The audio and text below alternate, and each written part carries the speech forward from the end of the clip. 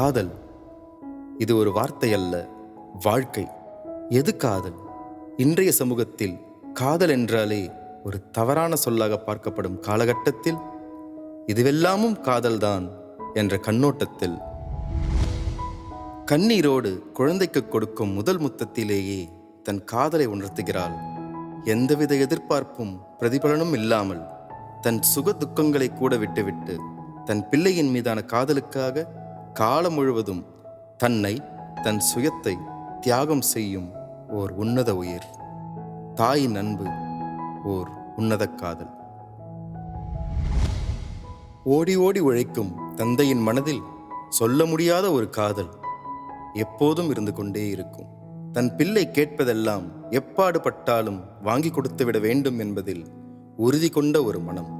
தனக்கென எந்த ஆசையும் இல்லாமல், குடும்பத்தை பாரமாய் கருதாமல், தன் கண்ணீரை எல்லாம் மறைத்து கொண்டு முகத்தில் சிரிப்போடும் மனத்தில் முட்களோடும் தினம் தினம் போராடும் ஒரு மகா நடிகனின் காதல் இது.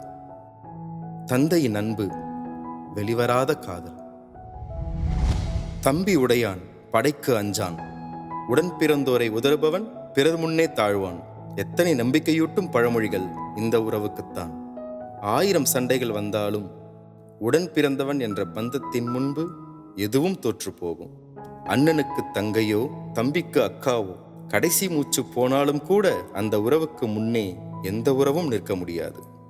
இதுதானே காதல், உடன்பிறப்பு அன்பு, பிரியா காதல்.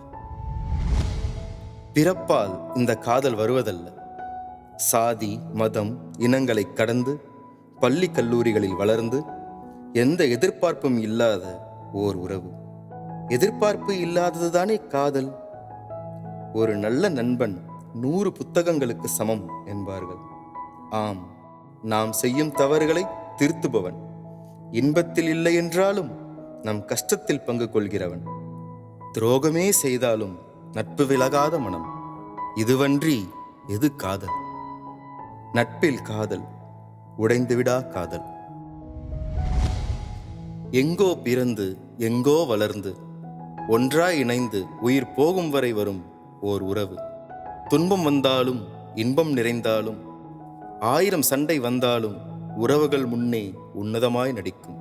இருமனங்கள் ஒன்றாகி திருமணம் என்றாகி சேர்ந்து வாழும் காலமெல்லாம் கணவனுக்கு நோய் வந்தாலும் மனைவிக்கு சீக்கு பிடித்தாலும் ஒருவரோடு ஒருவர் தாங்கி நிற்கும் இந்த அழகான உறவில் காதல் நீங்காது, நிலைத்துவிடும் தானே. கணவன் மனைவி அன்பு நித்திய காதல்.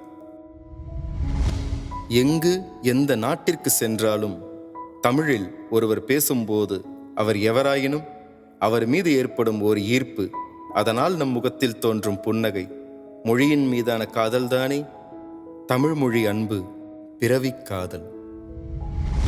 இந்த நிலம் வெறும் மண் அல்ல, இது என் தாய், நாம் அவளை அன்புடன் நடத்த வேண்டும் என்று ஒரு விவசாயி தனது பேரனிடம் கூறுவது அந்த மண்மேல் அவர் வைத்திருக்கும் காதல் அல்லவா? இயற்கையின் மீதான அன்பு ஆதிக்காதல். உலகில் அனைத்து உயிர்களுக்குமான முடிவு மரணம்தான். கணவன் மனைவி, அம்மா அப்பா, அண்ணன் தங்கை என எந்த உறவு இறந்தாலும் அவர்களுக்காக அழுது அவர்களுக்காக படையலிட்டு அந்த நினைவுகளோடையே வாழ வைக்கும் உணர்வுக்கு வேறென்ன பெயர் வைப்பது? இதுவும் காதல்தான். மரணத்தை தாண்டிய அன்பு, மறக்க முடியாத காதல். காதல் இது ஒரு வார்த்தை அல்ல, வாழ்க்கை.